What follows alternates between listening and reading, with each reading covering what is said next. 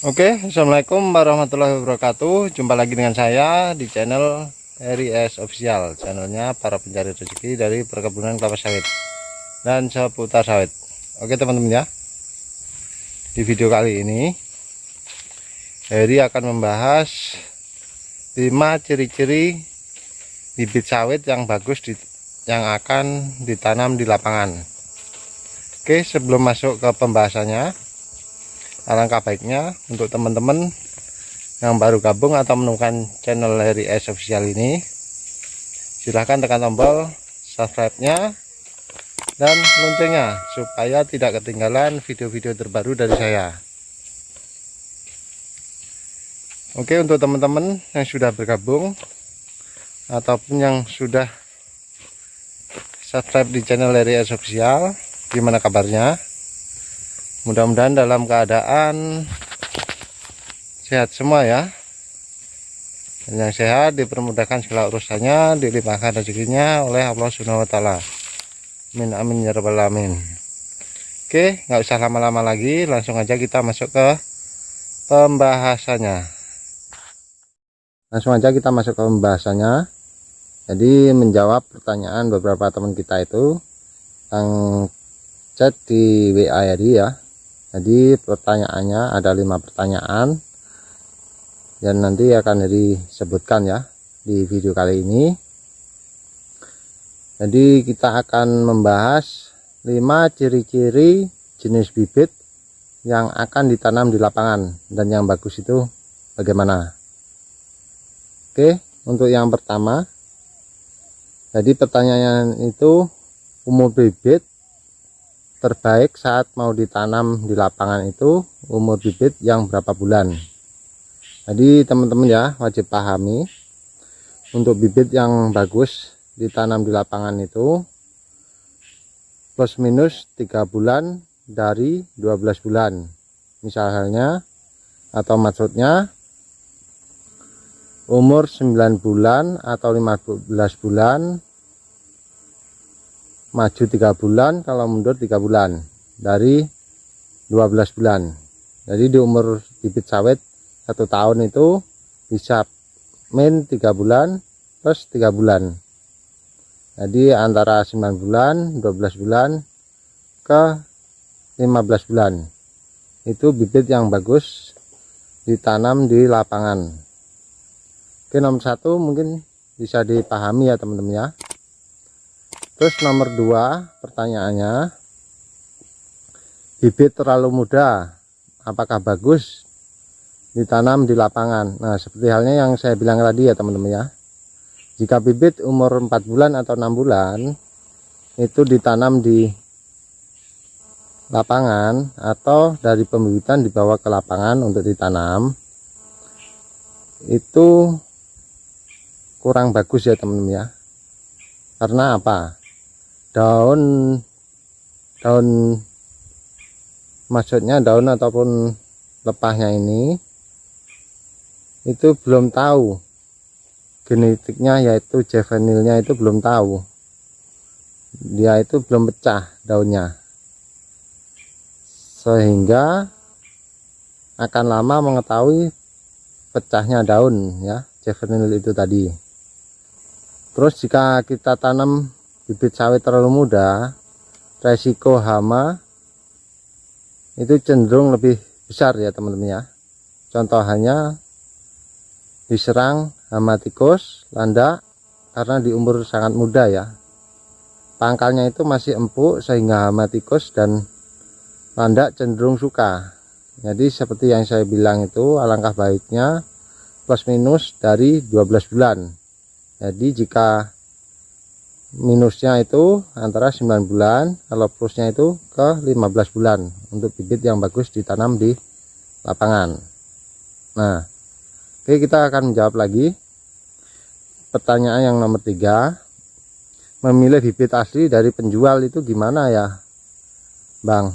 Nah, contoh halnya kalau teman-teman mau beli bibit yang asli, itu periksa dulu dokumennya dari penjual atau ditanyakan lah misalnya ya. Yang pertama dokumen, terus yang kedua jika PPKS yang dijual itu murah, cenderung bibit itu palsu ya teman-teman ya. Katanya bibit unggul, nggak taunya bibit abal-abal atau entah dari mana ya. Jadi kalau bibit unggul itu ditawarkan murah, teman-teman wajib curiga ya, karena itu bisa jadi bibit abal-abal. Terus yang nomor 3 dari memilih bibit dari penjual ini atau bibit unggul, bibit jika teman-teman ditawarin bibit marihot, otomatis itu emang nyata bohong ya. Sekarang kalau bibit marihot itu udah tidak ada. Sekarang yang adanya bibit PPKS. Jadi nomor 3 itu ya teman-teman ya. Terus yang nomor 4, jika teman-teman beli bibit unggul, track record dari penjual itu macam apa teman-teman wajib tahu. Contoh halnya ya track recordnya, bibit ini datang dari bulan berapa dan sekarang sampai umur berapa, itu harus teman-teman tanyakan ya. Oke, nomor 3 aku rasa itu. Terus lanjut aja kita ke nomor 4, jadi nggak usah banyak omong.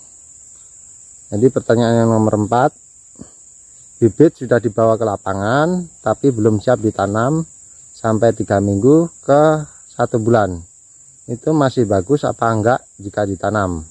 Nah teman-teman ya, jadi sebelum ke bibit dibawa ke lapangan itu pastikan teman-teman sudah siapkan buka lahannya, pancangnya, dan segala macamnya. Misalnya pancang dan buka lahan sama pancangnya. Itu teman-teman sebelum bawa bibit ke lapangan itu pastikan itu siapkan dulu, sehingga bibit nanti yang akan ditanam ke lapangan sudah siap langsung ditanam. Jadi jangan nunggu sampai 3 minggu atau 1 bulan. Karena apa? Kebutuhan airnya itu tercukupi untuk pagi dan sore. Jika kita bawa ke lapangan, jika itu tidak terpenuhi, akibatnya akan stres ya teman-teman ya. Terjadi stres karena kekurangan air, sehingga dehidrasi, kekeringan.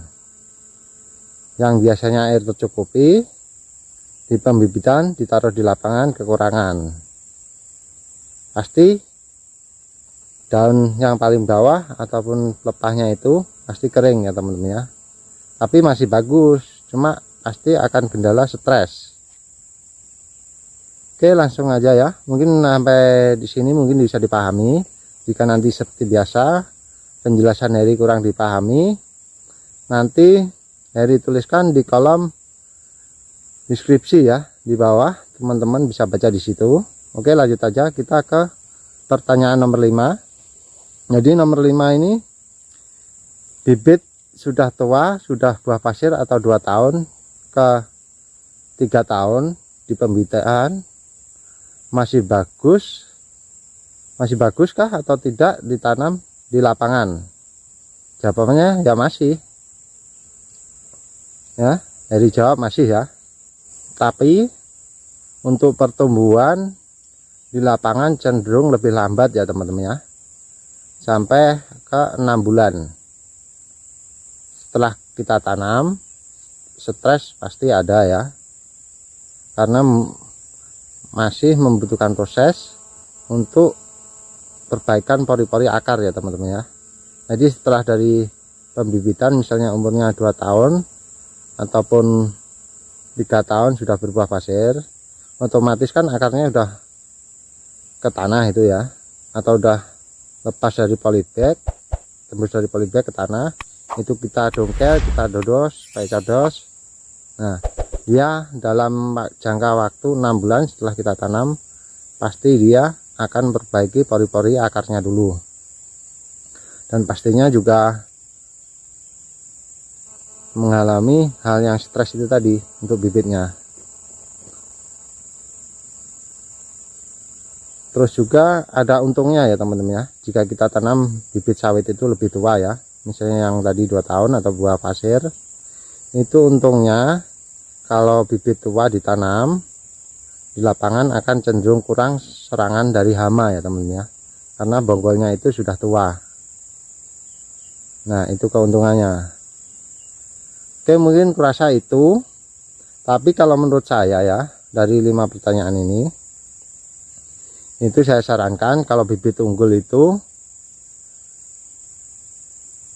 ataupun bibit yang bersertifikat, bagusnya itu ditanam umur 18 bulan sudah paling tua atau paling lambat untuk ditanam di lapangan ya teman-teman ya.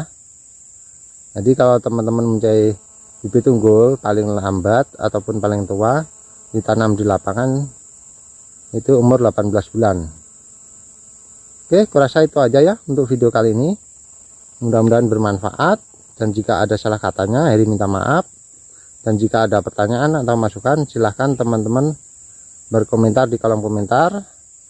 Dan jika bermanfaat silahkan share sebanyak-banyaknya di sosial media teman-teman. Oke, waalaikumsalam warahmatullahi wabarakatuh. Salam petani sawit.